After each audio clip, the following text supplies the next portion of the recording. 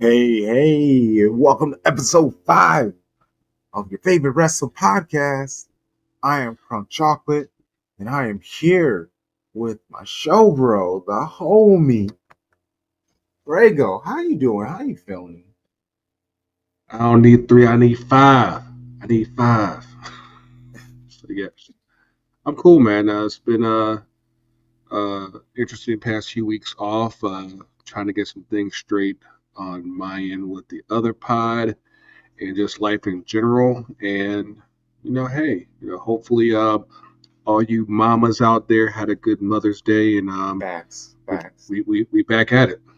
We back at it, baby. So all you people listening, rate, review, 5 stars, please. Give us those reviews. Let us know your thoughts.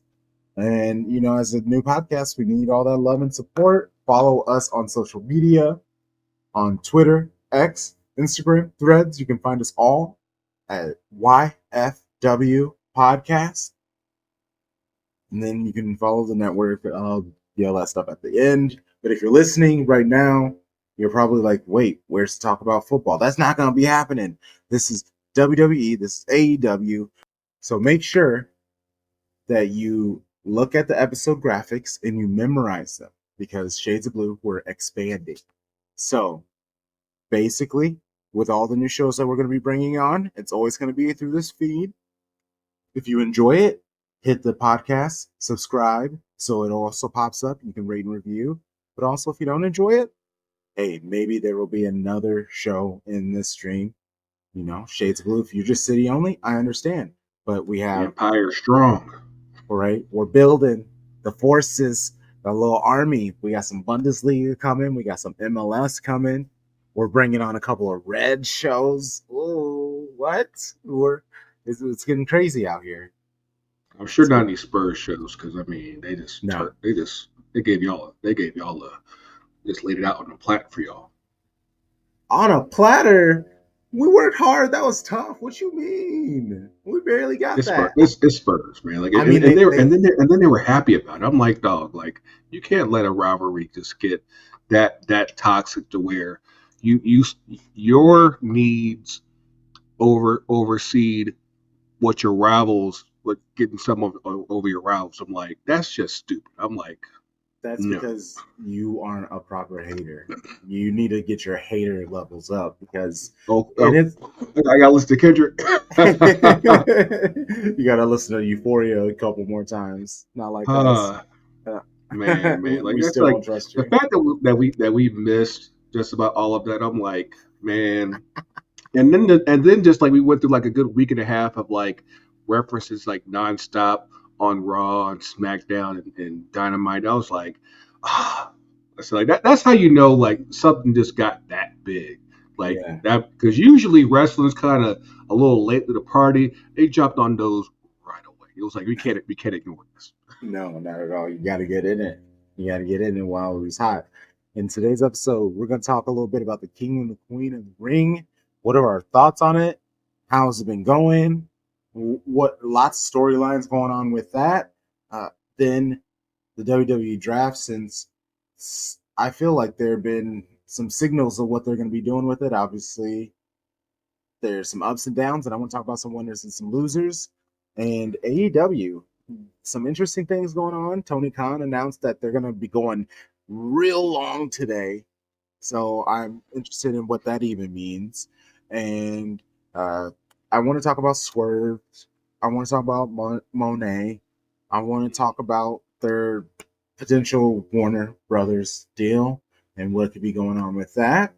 And if we got some time, maybe a little bit out on NXT. But with draft, the draft kind of murdered NXT right now, and I know that's a good thing because that's the whole plan of NXT is to if you do your thing there, you move up and you become a pro. But right now they're starting over anew, and I'm not sure who I'm tapped in, who I care about, I'm not even sure But they that's know who they care about. I think that's the beauty, at least with NXT, is that with the with how that's set up, because at the end of the day, it's still developmental. the Yeah. idea is to obviously build guys up to get up on the main roster. So like this period right now is probably, for all intents and purposes, what should be happening no matter what with NXT. Like, there's going to be a point where, like, hey, you have to like kind of reset the table and be like, okay, our best people have likely moved up.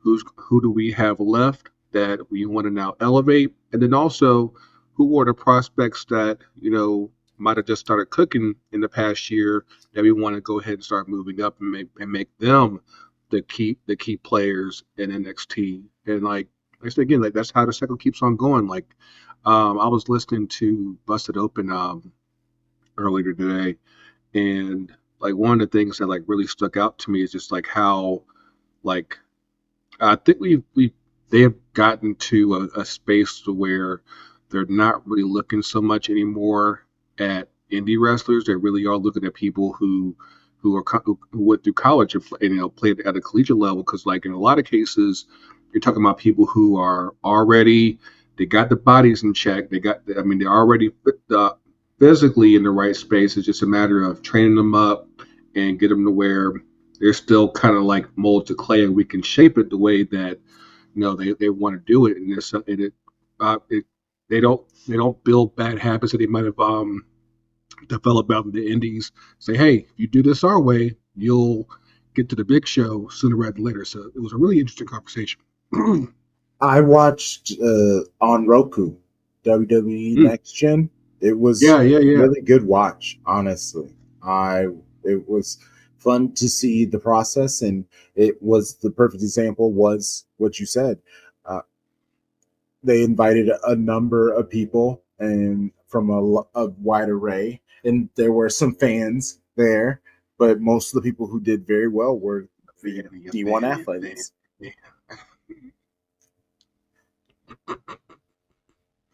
Oh, we're gonna be goofy today. But yeah, I'm here.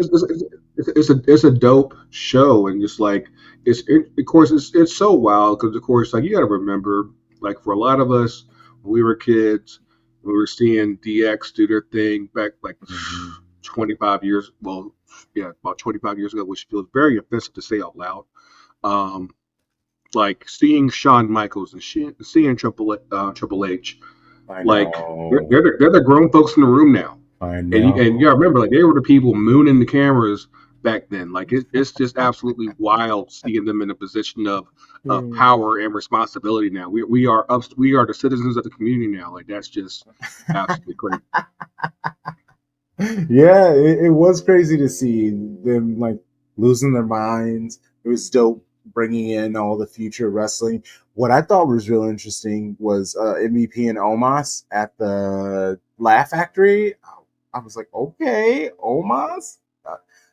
He he wouldn't be the person I would think would be critiquing people's promos, considering he doesn't talk. I get it to an extent, just because again, like I think you have to reach people at a level at where they may understand. So like you don't always take it in the same way Mm-mm. from someone who's in that position of authority or in that position of influence as compared to a peer. If someone that's like, hey, I've just been through this myself, just trust the process. Like whatever it is that you might have the mental block and things aren't quite clicking the way that that might make sense to you right away. Try it like this, and things might unlock the way that you want to. Yeah, I love it.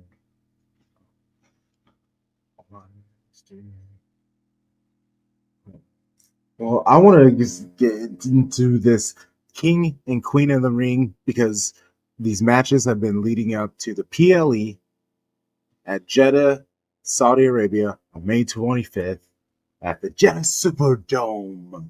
It's going to be ridiculous. It's going to be grand. Have you seen? Oh, I know. I'm asking, have you seen? Of course, you've seen those. Those crowns are ridiculous. They're gonna have to They are. make a They're they're iced gonna have to up. make They're a iced up. dumbed down version that they can wear every single week. They're not gonna They're allow gonna. them to wear those every week.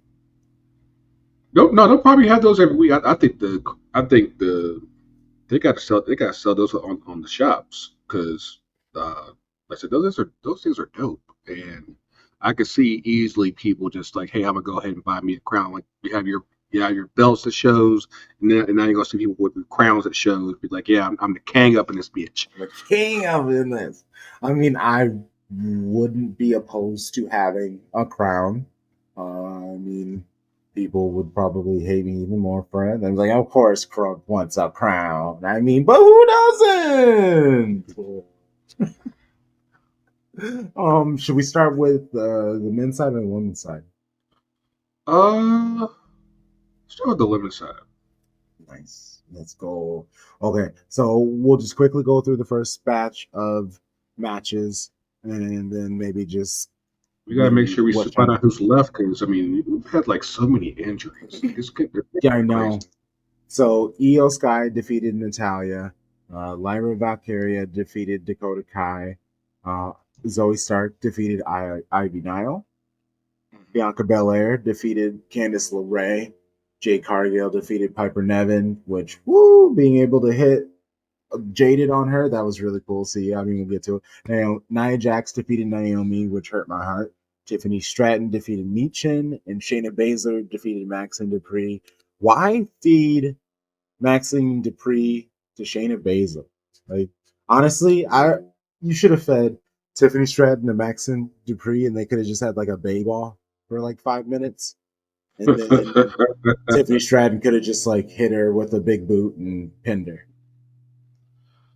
Oh, now I'm just looking at the bracket now. Like, so like in um on SmackDown this week, we got Nia Yeah, Jax versus Cargo and Tiffany I Stratton versus know. Bianca Belair. Those are bangers. Those are Yeah, bangers. yeah, Yes. that Stratton versus Belair. That could be at least a SummerSlam quality match, or if not WrestleMania. Like And that's SmackDown's gonna get of it. course. I'm not sure if you've heard about this yet, but like apparently Tiffany Stratton got some she got some ill wind catching the streets because apparently she uh, posted this story on Instagram of her elbowing um, Jade Cargo, I guess, at a house show, and inserted and so, I don't know if it's a dub or something that she put in, but you could easily hear somebody yell "black bitch" while she's elbowing. I'm like, why would you do that? Why would you do that? Like, like they're trying to get behind you when you out here, tripping your own self up to where people Oh, don't want to fuck with oh, you. Yeah, like oh I'm no. like, come on now, like you've already seen like how much they really featured her, and you already about to fumble your own bag of Like they like, were about to put a rocket on her back. like, mm-mm, like that's just not smart. That's just not smart. But yeah, I So mean, that we'll was see her how trying things. to be a little too spicy, I guess. You know what? Like that's the thing. Is like you're already a heel, so I like you can kind of halfway get away with that, but at the same time, like you can't. I said you can't go. There is a line, especially these days, where it's like, nah, that's a little too far. Uh Let's huh. bring that back down. Uh huh. And like I said, well, I mean, it wouldn't be the end of the world if she lost to Bianca anyway. But of course, now you just have to think in the back of your head, like, maybe they did have plans for her to win Queen of the Ring, and like now this is like, nah, we got to go Now in a they're gonna different humble direction. her. Yeah, Yeah. Yep. Here we go. Well, because I that wow, I'm shocked. I'm finding out about this live because I actually thought, like, hey, like you hinted, she might have be winning Queen of the Ring or getting very, very close. And if that happens, because you can't really have Jade and Bianca fighting each other, at least yeah, this they early on. they kind of teased that. I don't know if it was on SmackDown last week or possibly a online clip. That's as far as just like, it could be, me against you, and it looks like the semifinals. I thought it was gonna be the finals, but it looks like it's actually the It'd be semifinals. semis, yeah. Um, I'm like they thought about it for a quick. It's like, no, no, no, we ain't gotta worry about that. Like let's not worry about that right now. And like I can't imagine that they'll um, uh, put them in that situation just yet. Like, I mean, I think. I think everything is seems destined at some point for there to be Bianca versus Jay, but it ain't happening next week. Too that soon. that's go- Entirely yeah, too soon. yeah. And I get you can tease it, and this is what they're doing is teasing it, but There were a lot of teasers this week. I'm sure we'll get to that in a little bit. I mean, what do you mean? Let's get to it now. I mean, why waste No, no, time? no.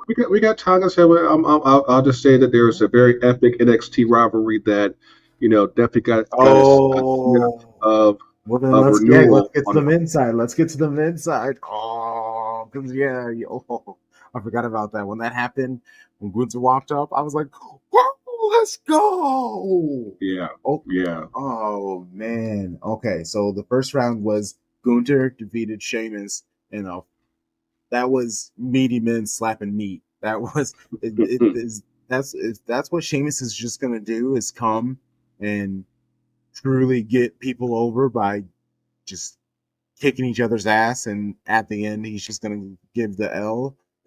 I mean, shout out to him. I mean, he's coming in all chubby. He's embracing the chub. I mean, McIntyre went a little too hard on him, and I feel like that actually helped him a little bit, especially because he's a face.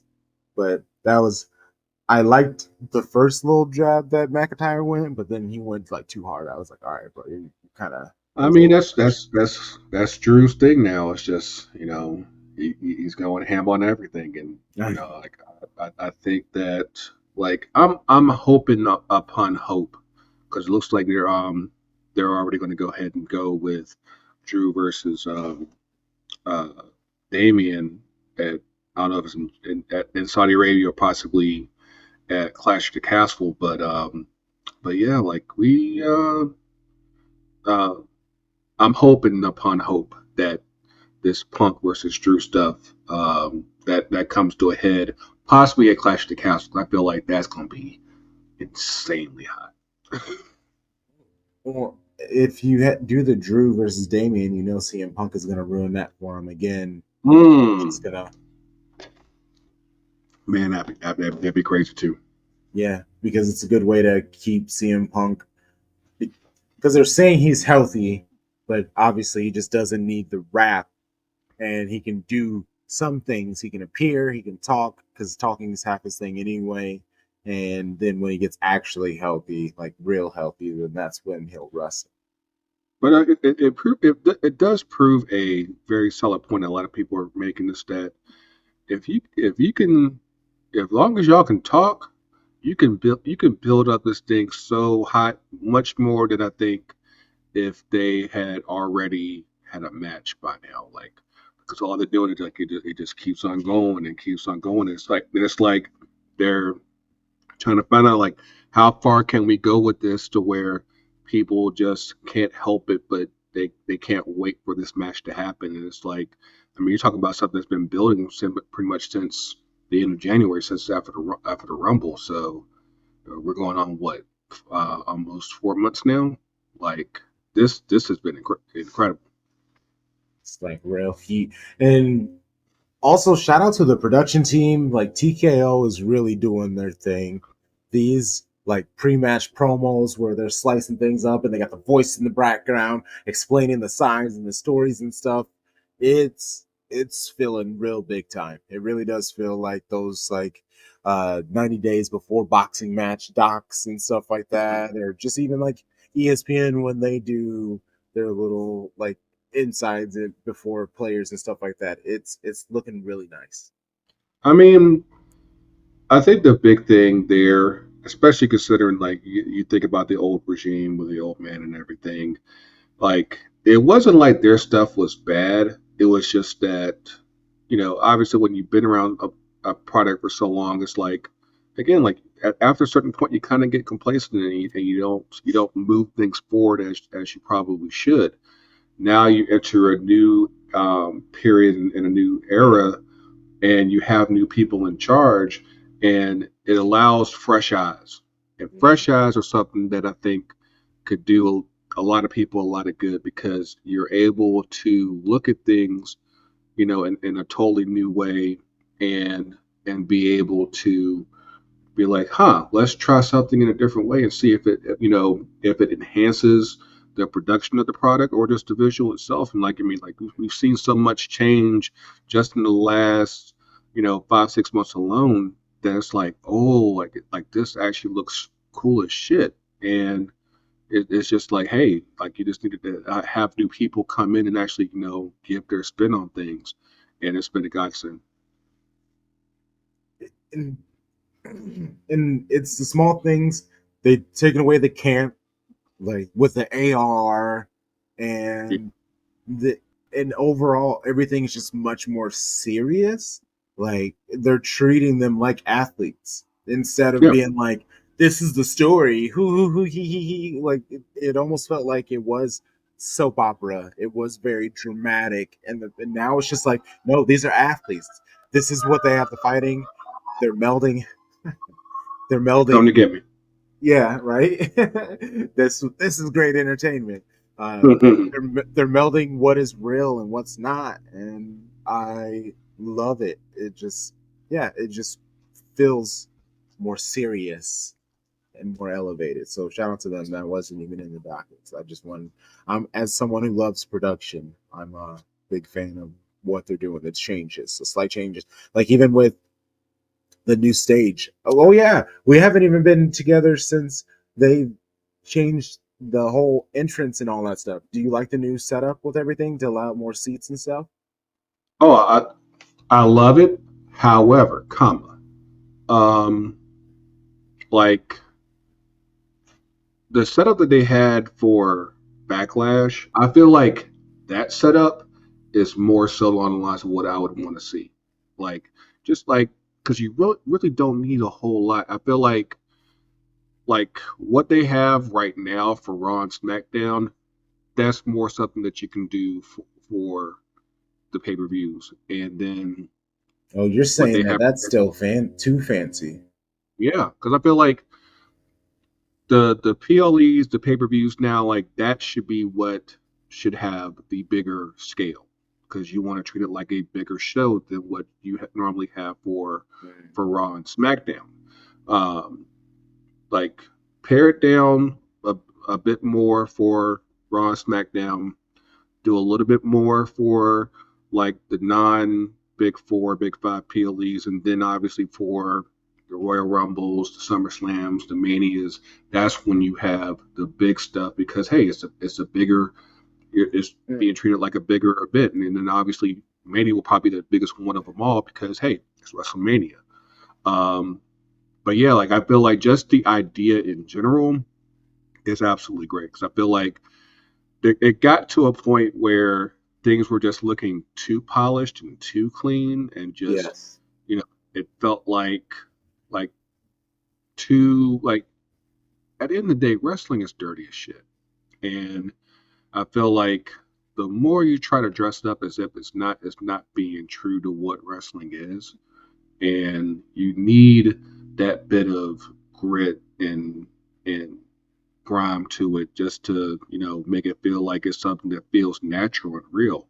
If you don't have that, then it really doesn't feel like wrestling. It feels like you're just you're just doing a stage play and you're trying to make people believe that it's wrestling even though it's not. It's like I forget which Marvel show it was, but like the one where they had like the stage play of the Avengers and like you're reenacting what happened in the Avengers movie, but obviously you're just like you could tell nobody's hit each other. You can tell that the effects aren't quite the same. It's like I said, don't overdress this up. Like just get what you need to where it still looks cool, but at the same time it still feels like this is something that um, we're not overdoing it. We're making it feel as close to you as possible.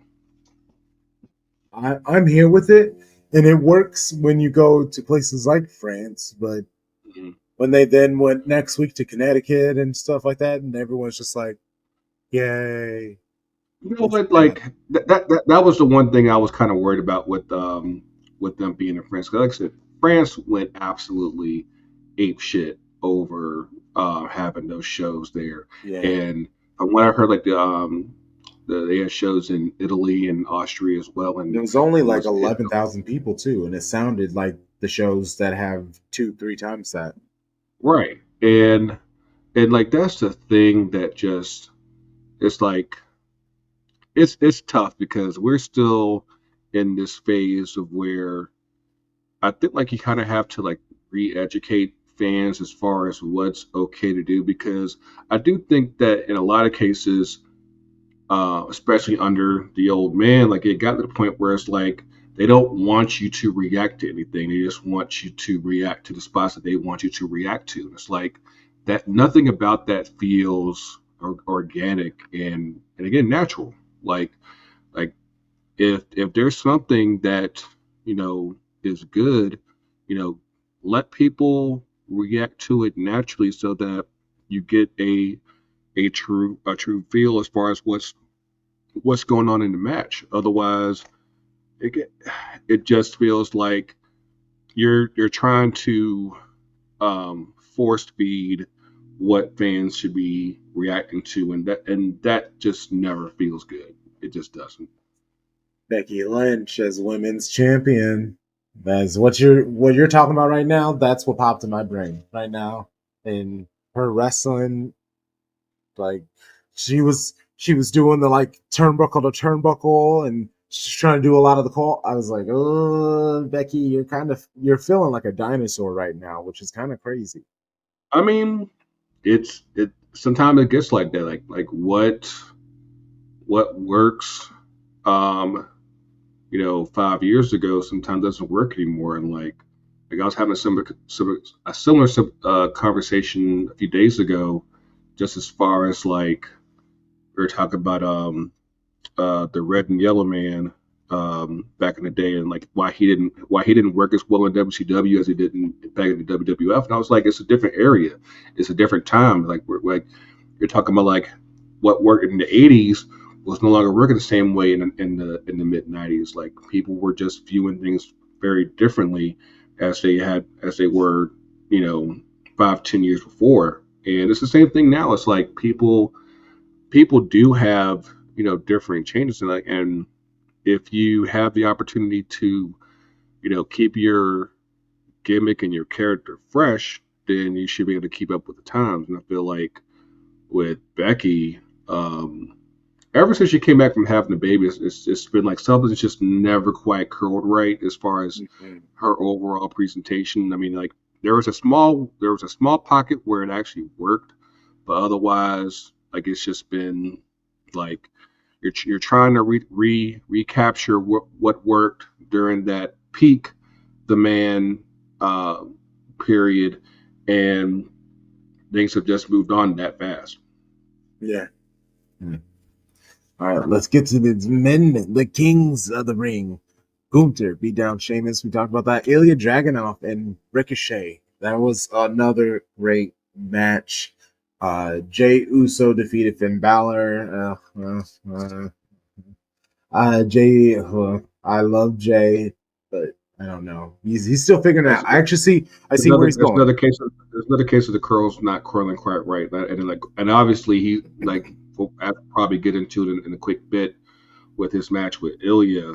Like, like I said, there's a lot of things that work with him, but there's also a lot of things that don't work with him, and now you're trying to you know figure out like how to get this all the way over because there's a big part of his presentation that's getting over in a big way. Yes.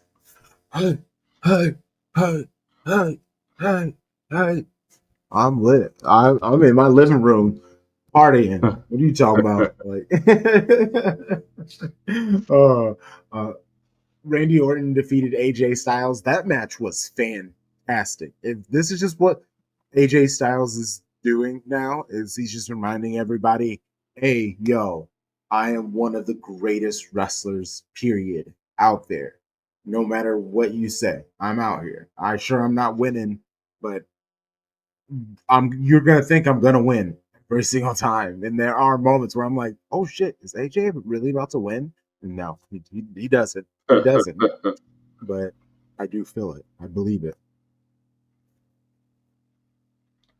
And then we got Carmelo. Um, he beat Yeah. Baron Corbin. L.A. Knight defeated Santos Escobar. Angelo Doc. Actually, no, no, no. The Tamatanga beat Angelo Dawkins, representing They the Bloodline. And of course, this past Monday we had Gunter beating Kobe Kingston, and of course the matchup that's caused so much controversy. We've we had Ilya Dragunov losing to Jey Uso clean, clean. yeah. And I'll be one of the first ones to admit I wasn't surprised that Jay won. I was more surprised that Jay won clean, especially considering again that teaser that happened just before the match Oh. with Gunter and Ilya. Of course, given their long running history from the NXT days, and I figured that it would have been something like maybe like Ludwig gets involved and interferes and helps Yeah, and you can't he's taint Jay's thing though, because they're trying to add legitimacy to his name. So any weirdness to what they do to him, especially him trying to separate from the bloodline, so he has to do it all himself. Nobody can help. it's tough. It's tough. I mean, like I said the situation with Jay right now. Like I said, you're running into something where um, I think everyone's trying to figure out very quickly like how far do we want to go with this because they ran into something they ran into some straight up dynamite in France Yeah, with the cell phone lights and they openly said hey we got to bring that over here like that's absolutely looks amazing and they did it on Raw still looked great and like I said you can tell that people are reacting to Jay in every other space except for in the ring. It's like people are I think people and the issue was there even before the WrestleMania match with Jimmy, but like the move set's a little limited, and it's just for everything that does work again outside of the matches with promos with the entrances and that presentation it works but with just for whatever reason well a couple reasons in the ring is just like again curl's not calling quite right and I think that that's something that um they're gonna have to figure out like so what how to improve on his matches and improve on just his overall um, uh, match quality. So that way, if they do say, "Hey, you want to go ahead and run with this," he actually will be able to give something that people want to keep on investing in. Otherwise, they'll get their moment, and he might even become king of the ring or maybe even now world champ. But it'll be something that just lasts very quickly because they realize, yeah, these matches are high key wash. So there's he that. needs he needs more power moves. Everything he does, I mean, it's like spots. So he needs something that just feels so more like defining. I don't know, like maybe he needs to get like a really dope leg kick, like a super leg kick where he just like runs up and just like sweeps the purple's legs under him, and then that can lead to the splash.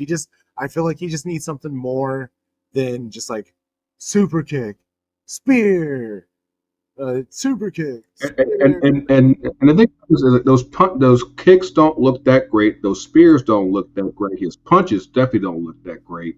And like and it's not even something to where like he's concealing it very much. So like you can tell he's not punching somebody, he's slapping somebody. You can tell that he's probably going about 60 on these spears instead of like feeling like he's actually caving somebody in. Like Yeah, those are type of things that again like that comes down to just your overall execution and making it so where like if you're gonna do something you want people to feel it and if you ain't doing that eventually yeah, people people who don't even have a good eye will see it and be like no he kind of half-assed it like you think like it's almost like it feels like this like a shit that the snake I'm like you can still tighten some of this stuff up Yeah, I feel that. I feel that. All right. Well, ahead of us, we have Randy Orton versus Mello and LA Knight versus Tamatonga. Obviously, Tamatonga is going to get through with the mob like LA Knight doesn't stand a chance. He's going to get his yes. He's going to get his chances, but Hmm. we know the vibes with that because yeah, it's going to be Gunther versus Tamatonga. I think Randy Orton. No, no, no, no, Yeah, no. I'm t- Because it won't be heel versus heel. No. oh, that's a good point. It could be Jay versus Tamatanga. It could be Gunther versus Randy. I can see that. Gunther versus Randy is good. I feel this is all leading to Gunther because this is the only positive like metal belt success that you can give Gunther that isn't a belt. That because you can't really give him any of those other belts. Those are all very busy, but you want to make sure that he's a big deal. So by giving him a King of the Ring, this is a 365-day thing that he can hold above people until they can figure out what title they want to give him and put him in. I think that the way things are going, um, it's something that he could use for a good while, or it's something that he could use that that would give him enough um, momentum to use to like, hey, I want to basically like I want to cash in at the Bash of Berlin because I've always felt like if there's ever going to be a moment for him to win the title this year, I think that's it. Yeah, I. It's just the thing about Gunther. If he wins, it's another long reign, and I want titles to bounce around for a little bit right now. I want to have some fun. And That's this is a good that's the chance t- to lift some people. that's the tough part because I feel like we're kind of running into that situation with Cody, and I feel like it's unfortunate for him because I feel like in any other period he would probably have a year, possibly even 2 year run, whereas because you're coming off such a long run, not just with Roman but also with Gunter as Intercontinental Champ, it's like this needs to be a period where other people are able to use the title as a way of elevating themselves. So that way, when Roman comes back, you actually have other people who have been champ. You're like, hey, we actually have other people that we can put on the marquee instead of just relying solely on Roman to be this all encompassing thing. Like I feel like it shouldn't be out of the ordinary for Cody to possibly like lose like at SummerSlam. Like he can always, chase it and get it back before the end of the year, but it's still something where I think that for what works for him and then also what works for, just the overall health of the main event part of the roster, like I think that you need to have a couple guys run with the title, like I said, for just like a few months, and like I said, to help elevate them because like you you've had uh, Roman run through everyone for so long that like it's like who's really credible right now. Right at this point, you're basically saying the only person that's really credible is Cody, Seth Rollins, and I guess you could say Punk, even though he hasn't really had a real Yeah, match he's yet. credible as a voice. He's not credible as wrestling. Yeah, If he got a yeah. title, I'd be like, what?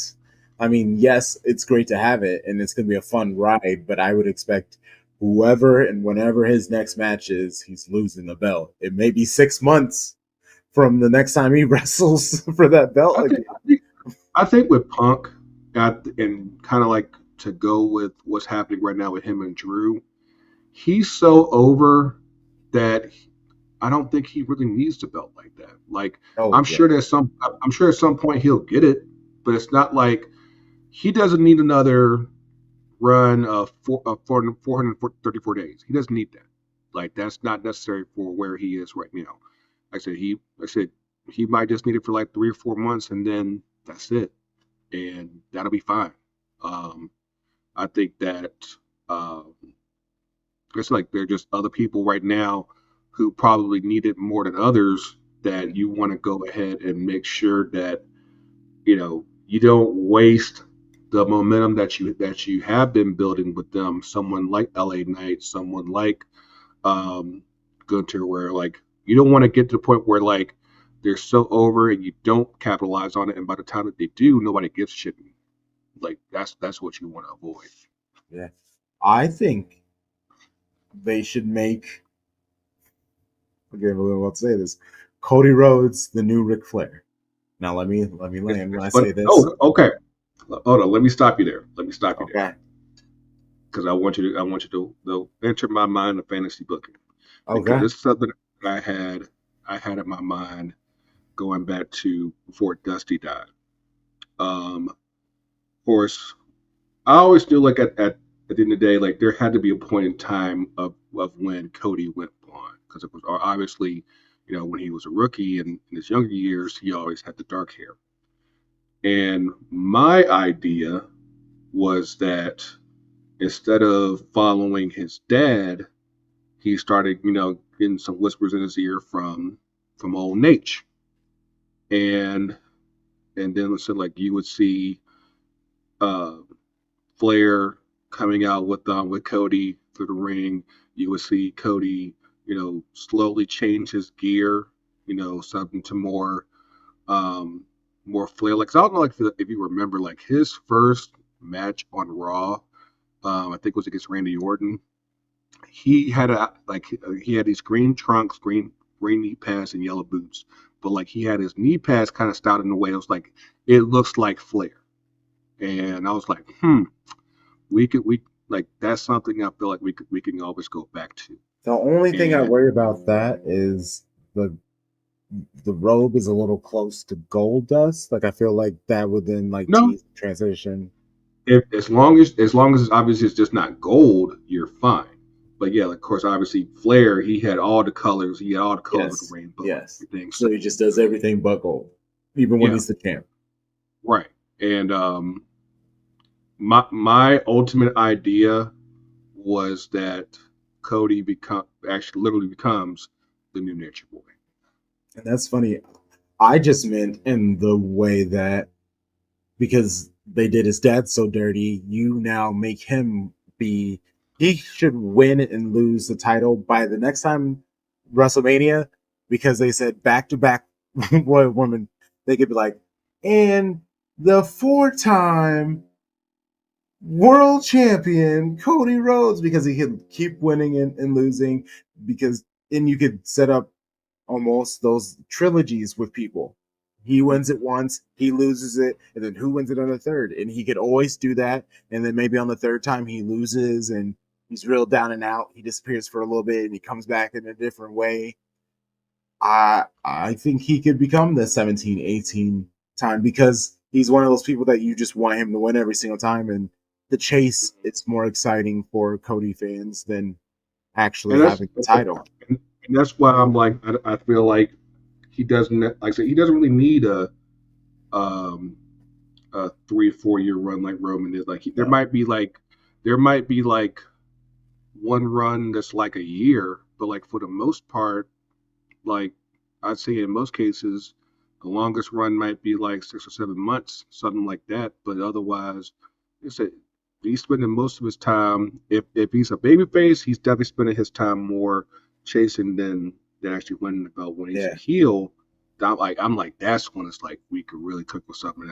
I feel like people are slowly starting to see it as well because I think they obviously pick up on the Homelander vibes. But again, there's obvious Ric Flair vibes with Cody, with the suits and everything, to where if they pulled that trigger, it'll be absolutely gangbusters. But yeah, that was something that like I said, I had that idea like years ago. Like I said, of course, obviously with Dusty being gone, they could probably still do it if they wanted to, as far as Flair and Cody. But at the same time, this was something that absolutely needed. Dusty up in there too for that to like really jump off. I'm with you. Uh, I want to get to the winners and losers of the WWE draft. And really, you don't even have to pick them. I just have mine that I want to talk about because we can just go from there. And we kind of touched them a little bit. And it's funny because I actually had Tiffany Stratton as one of my winners, and then you gave me that information as I did Mello because Mello's fighting Randy Orton. That's a really big deal for some dude who was just called up. He's had a few matches. He's going from Baron Corbin to Randy Orton. That's going to be a lot of heat. You know Melo's going to be talking all that smack.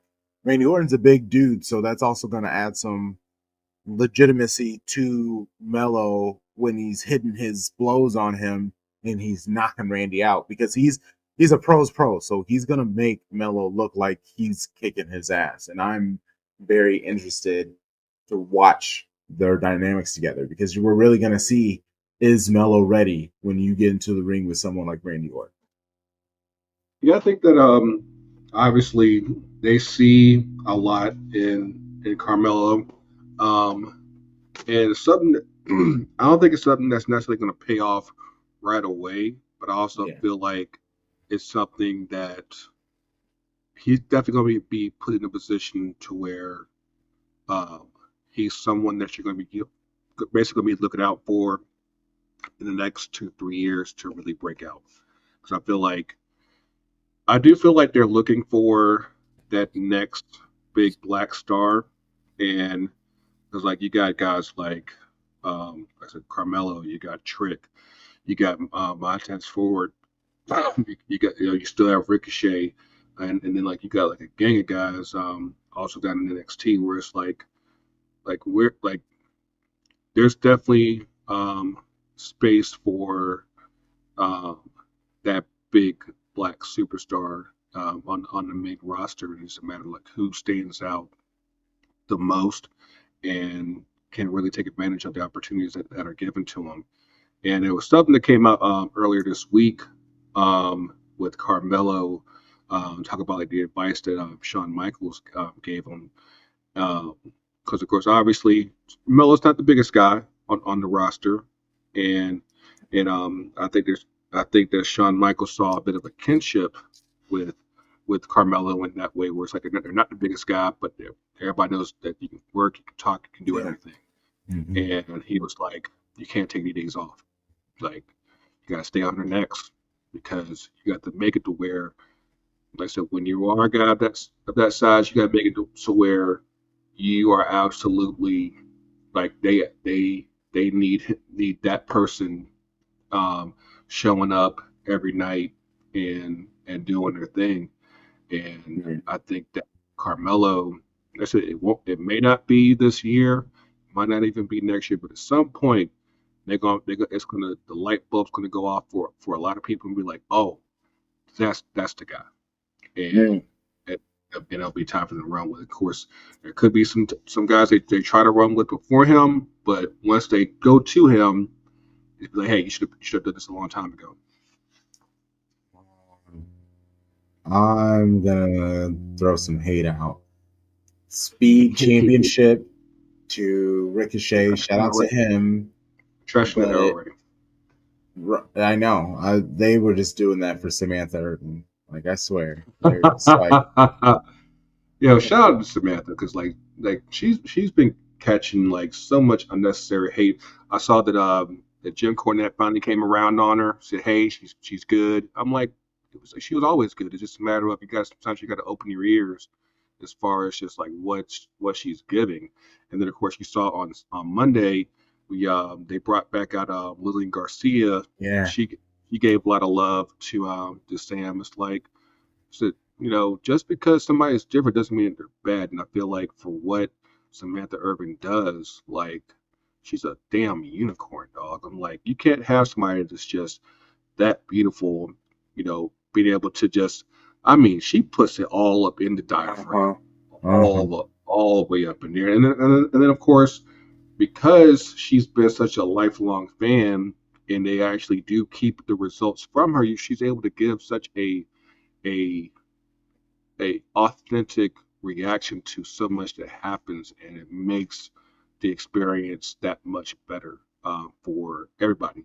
And like I said, anybody that hates on Samantha, I'm like, something wrong with you, because Like, don't you she, want the people who work for the business to love the business? to be She passionate about loves the business. Yeah. She's there it. with us. Yeah, I'm like, that's the person that you want. Like, don't trip because she's not all super polished like Howard Finkel. I mean, and the thing about it is she is super polished, and like she's a trained singer. She's like she was up on a I think You Got Talent. I think America You Got Talent, and like she can go, and the fact that she was like, "Hey, I want to do this. This has been a dream of mine," because apparently she also tried to wrestle. She realized that wasn't her ministry, and but still they found a lane for her. It's like, yeah, you should be doing this, and it turned out to be that's her shit. Well, and I'm sure she'll tighten it up in a few years when she gets a little hardened. She sees these things. Maybe they don't become such a shock type of vibes. But Right? I mean, right now it's a moment, and she deserves it. And people either like get on the train or get off. Yeah. Anything else with WWE before we move to AEW? Um, like I said, I think that um, yeah, apparently Liv Morgan got arrested, and Excuse again.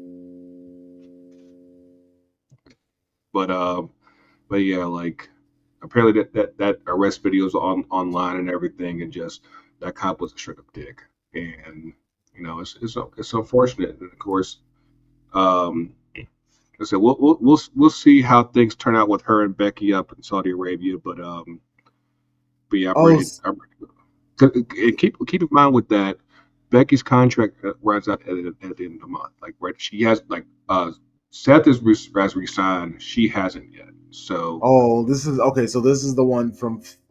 This is when she was found with the weed and the fake weed. hmm Okay, and okay, okay. but yeah, yeah, Becky still hasn't resigned yet. So I would say almost by default, you're probably be looking at a new champ, Saudi Arabia. Liv, she's New Jersey. She's Oh, New oh, Jersey. and one more thing, Yeah, because of course, while she's been injured, our dear Rhea has been, out here living life, and like I know, like she has one of been having fun. her recent posts, I was like, that shoulder looking like it's looking healthy.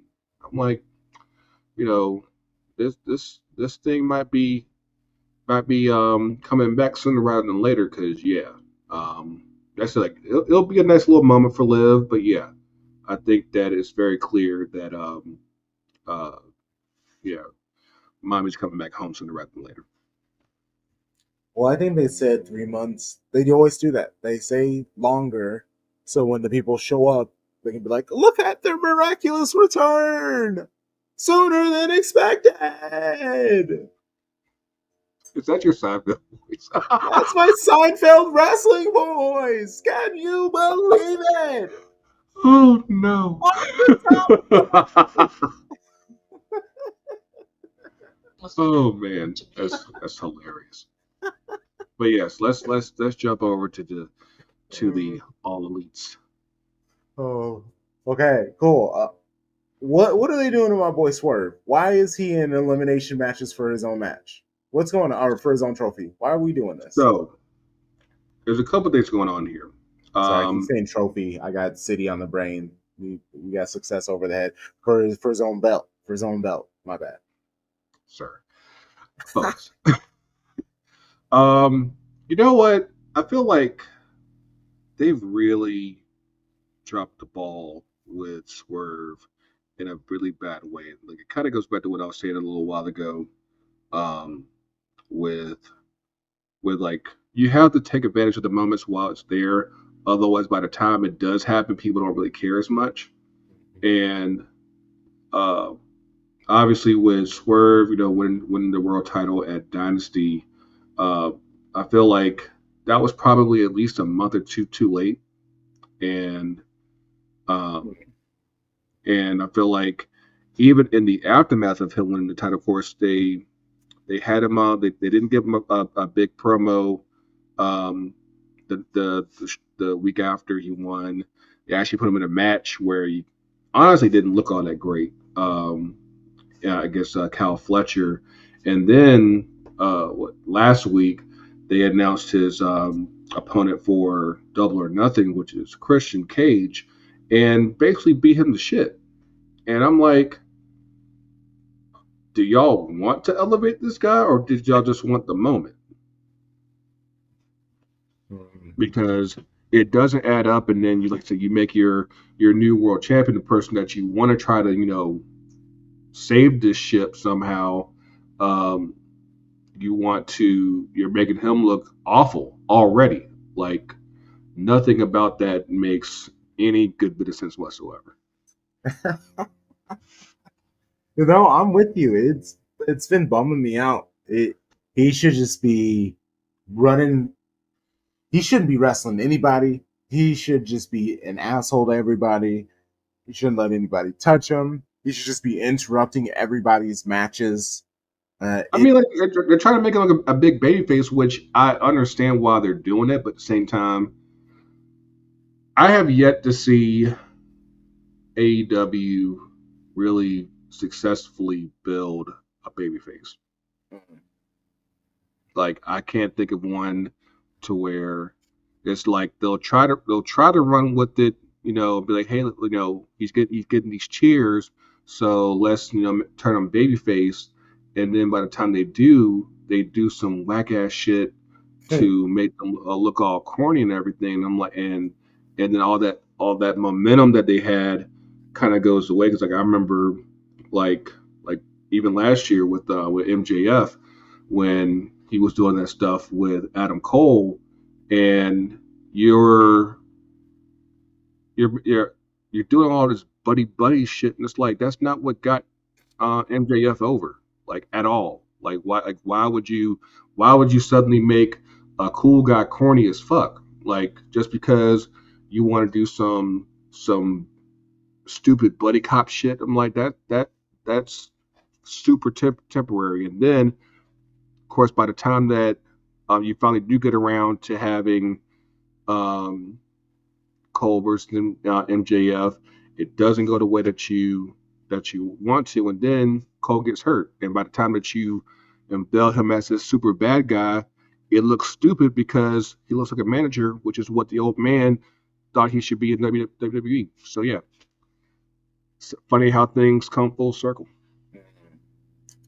Dang, that's But very yeah, like they're dropping the ball with Swerve in a bad way, and like it's absolutely annoying. well. And speaking of dropping the ball, what if Mercedes Monet is just talking and talking, and it's in Yep. no direction, and and I'm and it's funny because then if you watch her social media, all she does on her social media is talk, and it's just I, And blast that CEO. That damn. Like I said, I you know. really have you really have a Hall of Fame rapper as your cousin, and you just didn't run that. You didn't run that shit by him. Like nothing about that makes sense. When you're vacuuming, CEO, CEO is like, come on, girl, that's not how that works. I love you, but Mm-mm. that's not how this works. It's not how this works at all. But no, I didn't realize. So apparently, the story there was that she, even when she signed, she still wasn't fully cleared yet. Mind you, she broke her Mm, ankle. That was last, like early last summer, like almost a year ago. mm, And the fact that you're almost a year out from that, and you're still not cleared yet. Like what's been going on with that things haven't healed the way that it's supposed to. That you're still like it's taking you until May the following year to really get back in the ring, and you know, and I think that with her, she's not so over that you could get away with basically 2 months of promos without really a great deal of physicality and everything. right. And it's and again like Either burn that CEO shit in a dumpster fire because that's just corny as shit. I'm not a fan of it.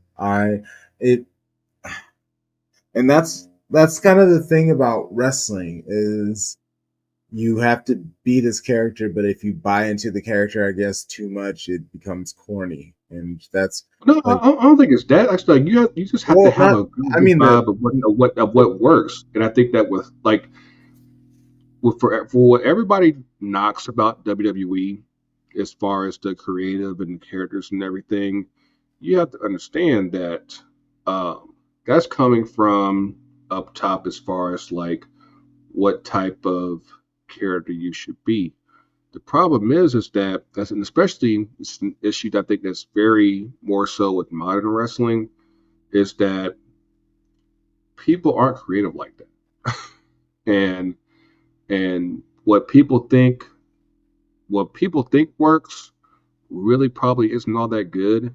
And this is why you have, you know, in effect, a bit of quality control to determine whether or not, like, hey, this is something that really can work, or is this something that I just think in my head will work, and it's really dumpster juice. And like, I think that you could find it like take a guy like Chris Jericho in this fucking learning tree. I'm like, whoever told him that shit was good needs to be fired. If it wasn't Tony Khan himself, because that shit is fucking awful. And I think that, I said, you have a lot of guys because of the setup in AEW where it is a lot more free flowing. I feel like this is why you have um, uh, someone like the old man, someone like Triple H, basically say like, "Hey, yeah, you might want to rethink that one, boss." That's why you have writers be like, "Hey, let's work together to figure out something that actually might cook, instead of just leaving me out on my own to my own devices, and I end up coming up with some absolute trash." I just hope they can get something figured out because it's just putting so much pressure onto this match, and Willow's gonna have to do a lot of the And and, work. and, and not to mention like Willow's getting over as shit because like one, she's fine as hell. Like, how do you have a black eye and you're still fine as hell? I don't know what. Like, it's like she's special. But again, the streets rock with her, and I'm like I don't know if you saw Yeah. a week or two ago, like there's this one school that does like watches all these like old school wrestling videos, and she came through and surprised them and everything. I'm like clearly the streets rock with Willow Nightingale, Yeah, they like, do. and I feel like personally, I feel like this, like whatever's happening with Mercedes, this gimmick is definitely destined to be a heel, and I feel like she's always done Yes. her best work as a heel. So if nothing else, you probably should go ahead and run with that if that's the case, because it's not like you're going to get people to turn on Willow because like she's like the most uber baby face ever. I know, Like she's right? like a Ricky Steamboat baby face. Like she's like nobody's ever going to be able to take her seriously as a heel. It just won't A happen. thousand So percent, 1,000%. She's gonna have to do some fucked up stuff for people to yeah, hate her. yeah, and like, but yeah, like I hate it for Mercedes. I feel like, for as good as she is in the ring, I feel like it's really never quite translated as well when she's had to like carry a promo, things like that, like even in WWE. So even when she has even less instruction here, she's just like floundering bad. So yeah, so we'll see how it works. We'll see. All right. And then lastly, this deal with Warner Brothers. There's a rumor that they're going to be getting a pilot for a new show that isn't a reality show. And then Yeah, getting, I just saw this right before we start recording it. yeah, I know one of the shows is called A Meal and a Match. It's something that's going to be yes, on on their YouTube too. YouTube. Yeah. And but mind you, the one thing that still hasn't been announced yet is a new TV deal. And the one thing that's really very interesting right now that relates to AEW and a TV deal is that it looks like, for all intents and purposes, uh, Warner Brothers and TNT is going to be losing the NBA. Yeah, Um, I was actually about to mention that. Uh, the rumor is NBC has offered $2.5 billion for and the NBA. that's double what Warner Brothers is offering. Yeah, And for multiple reasons, I'm like, damn, because I'm of course for people our age who grew up on the NBA, NBC, the Romball hmm Rock, like this could be like a dream come true. But at the same right. time, you're talking about you get that back, but you probably losing inside the NBA, which is like a institution I for the know. NBA. I And I'm know. like, oh. But the silver lining there, as far as how it relates to AEW, is that there's an opportunity here to where you could end up with, uh, you know, this probably be the way that they end up getting a new deal with staying on TNT and Oh, TBS. yep. They're gonna have to go all in. PP Yeah, pay because per views on Max and everything. like at the very least, you're talking about like this would be like one of their few live sports properties. I think it's basically like them, the NHL and U.S. Soccer, Yep. and um, and of course, obviously, this will be it'd be something where they could possibly even move Dynamite back to TNT and um, you know possibly put that back on a better platform. But at the same time, I'm looking at all this. I'm like, I can't imagine them getting a big deal, even with Warner Brothers losing the NBA, because I feel like you've shown over the last 5 years that you've been a constant loss leader in ratings. Like they've only continued to slide over the last 5 years, and that's despite you getting two extra shows. And like I said, at this point, none of them are drawing well, and especially with right now the NBA and NHL playoffs going on right now. It's like in a lot of cases, their shows either get preempted or like they're probably doing tonight. They're probably doing Dynamite plus Rampage. So that's probably what they mean by having a long window. But even then, like you're not keeping viewers for your main shows anyway. So it's like if you're lucky, you're getting what about maybe close to 700,000. I'm like, that's not a lot for an entire country. It really is. And it's something where, like I said, like if they want to keep their visibility, they'll stay on. They'll take whatever Warner Brother gives them to stay on TNT and TBS. I just don't think they're going to get as much as they probably want. And depending on how you look at whatever they do put out as far as their finances go, I'd be like, you know, hopefully this will be the moment where they realize, yeah, we are definitely overspending and we need to Yes. check check a lot of this stuff, cut a lot Yes. of people because everybody can't sit at the table. I feel like Stop when you reach a traveling. certain Find a place and stay. I'm I'm a bit on the Get, fence with that because I feel like get a bill for a little if bit. if they could if they have something kind of similar to what WCW had, like back in the day when they were recording at Disney, like those like during the summertime, like they would record outside on the lots and everything. Do something like that to where like it's not something that's full time, but definitely like something like over the summer where they hey we're gonna be here from like Memorial Day to Labor Day, and then the rest of the year, we'll figure out stuff for going on the road. But yeah, stuff's not to change there because I feel like kind of like what CM Punk was getting at during his interview with Ariel Helwani is like there's people who are accusing AEW of not really they're not doing this to really grow their business and grow and actually make money. It's just basically it's just a vanity project. I'm like, there's people out here who are signed to AEW who actually want to make this work.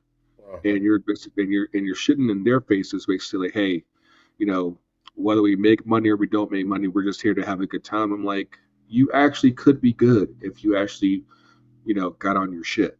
And that's where I think for a lot of people who understand the gravity of the opportunity of what AEW is, because a lot of us remember when it was basically just WWE, and even when TNA tried to challenge and they failed miserably, and now they're getting basically like 10% of what they were getting at their peak.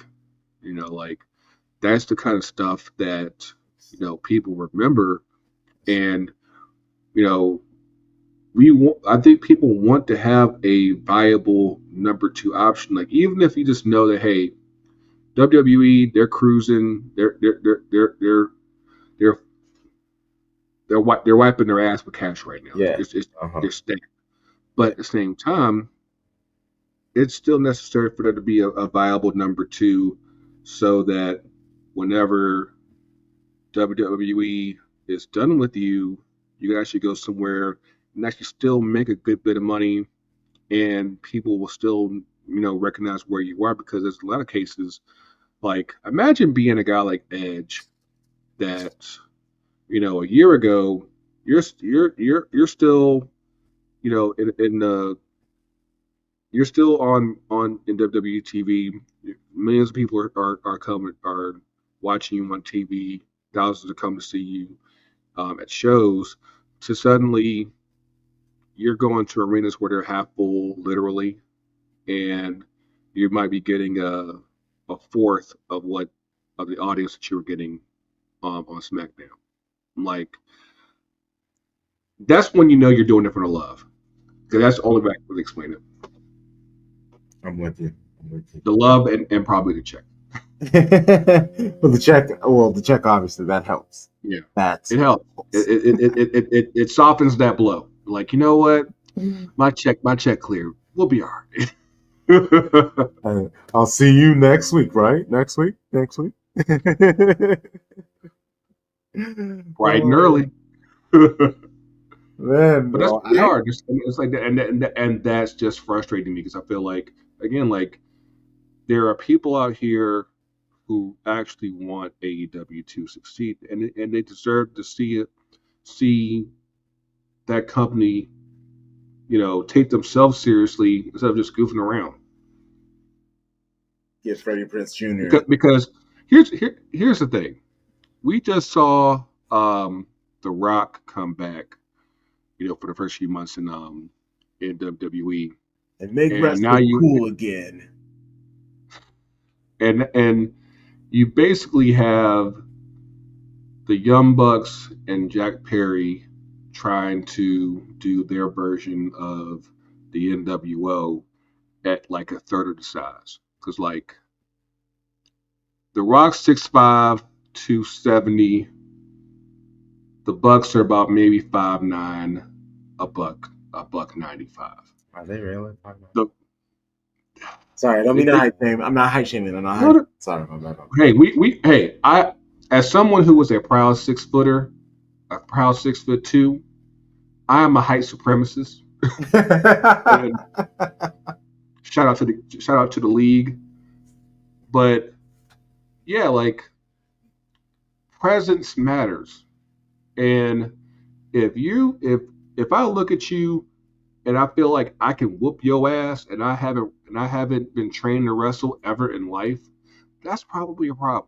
And I feel like because like if you go back and watch that video um, when Jack Perry attacked Tony Khan, they're Yeah, not that much bigger. They're not that much bigger no, stuff. at all. And I'm like, and of course, obviously, Tony Khan is not nearly a big person whatsoever. Like he looks like he has not lifted a barbell or Yeah, weight ever in his life. a beard doesn't make you look that much tougher. Yeah, yeah. Like a beard doesn't make up for the fact that you're just little, and it's like you're doing your own cosplay in WO instead of like actually getting grown ass men who at least look the part. Like say like this is something where like if you had Wardlow doing it and actually obviously booking him correctly, yeah, if you had Wardlow, Keith Lee, and Trent, you might be able to get away with things looking a bit more plausible. When you have these little guys who look like they're seventh graders with beards, it doesn't look the same. It just doesn't. Don't you see how big our beards are? Yeah. Yeah, yeah, no. Like I said, I know, like I would dwarf those guys, and it's something that, um, like I said, like when you've been a fan long enough and you realize like this is why they say bigger than life, because in a lot of cases you don't see guys that look like The Rock um, out here just walking the streets like it's normal. He Yeah. is a bigger than life guy. Stone Cold Steve Austin was a bigger than life guy. I've actually seen Seth Rollins and Becky Lynch out here at Piedmont Park last year. They're bigger than you think. Yeah. And so, like, when you get that, and then you see these guys who look like they don't work out, they might just do enough to get a sweat. I'm like, why am I going to fear them? Why am I going to be like, oh no, like I gotta run now? Like, Right? You no, guys, if you're gonna be smaller, you could at least be like ripped or something. But yeah, they're not even dude, that. I I don't know if you ever peruse TNA, but like there's a guy there by the name of Jonathan Gresham. Like he's one of the best technical guys in the world. The dude's only like 5'3", but he is literally a walking muscle. He is a walking muscle. Like he is absolutely jacked. And I'm like, I would take him seriously at 5'3" and completely swole than anything that the Young Bucks or Jack Perry give you. And of course, and then you have Okada sitting next to him looking like a school teacher. And I'm like, he dwarfs them. He dwarfs them. I'm like, dog, like it's kind of like what I was saying like in one of my groups the other day. I'm like, the sometimes it's just a case of you have the right idea, but you have the wrong guys doing it. And I Yeah. feel like in this situation, you definitely have the wrong guys doing it. Like and plus with Young Bucks, they've kind of killed like a lot of their equity that they had anyway, because usually when they're on TV, people tune out. It's like this is documented fact. Like most of their cases, like when they're on TV, they're usually like amongst the lowest rated segments of Dynamite, and people to say, "Fuck these guys." And of course, it's the guys that people think that just because they founded AEW that there's just all this loyalty. I'm like, no, like because there's a lot of people who didn't know about them, and when they see them, they're like, "Fuck these guys." Like these guys suck. Yeah. I'm with them. Rant over. I know No we're worries. running late. We're good. We're good. Well, this is a nice cherry on top of the episode. Just AEW It's like, being told about themselves. They deserve it. I mean, this I want AEW to to sustain and last, but it's going to take a lot of ego checking there for them to be what they should be, Mm. and it doesn't seem like anybody wants to take it seriously enough to get where they should be. Like there was because I feel like ever since Triple H took over, obviously that was the best thing to happen for WWE, and they've never recovered from, and AEW's never recovered from that. Yeah. Oh yeah. And in order for them to recover from that, they're going to take a lot of shit more seriously, and that's the kind of stuff that Punk was getting at, and it's still a case of where they think that they can kind of goof off and kind of wake up the camera and be like, yeah, we're just playing, and you can't like that because over on the big show, they're taking their shit more seriously. They're locked in right now, and that's why they're kind of wiping their ass with AEW right now. Demand better of your product. That's all I gotta say. Sorry. Not sorry. Well, let's get out of here. Follow me at Crunk Phoenix on Twitter and that /X. Crunk Chocolate on all the other social medias. Follow the pod at YF W podcast. And Greggo, let people know where they can find you. You can find me on Twitter at Grego_82. Also find me on my other podcast, FTCUTD on Twitter and Hey. FTCUTD Pod on Instagram because Instagram and Facebook are a bunch of jerks who let me recover my account for a day only to disable it the next day. So yeah, that's where we're at right now. So yeah, um, yeah, I got tons of beef with Facebook right now. But yeah, that's where you can find me. Get at me. You know, the conversation is mad real. And I'll keep in mind, like when you see us on Twitter, what I've tried to do with the account is like when you Getting see better the at it. when you see the count, when you see the tweet marked with a G, it's coming from me. See it marked with a CC, it's coming from Mr. Crunk. So hopefully, you know, like I said, because we are two different people, and I don't want my partner over here to catch the smoke that I give sometimes. Like, hey, you see this? I'm like, yes, from that's from my partner. That wasn't me. I ain't do nothing. I'm just over here. So yeah, Plausible deniability. I appreciate yeah. it. So yes, keep up with Oh, that. Keep up with the fam. Like I said, we'll keep on giving you all the good stuff. yes. We appreciate y'all. We will see you soon. Peace.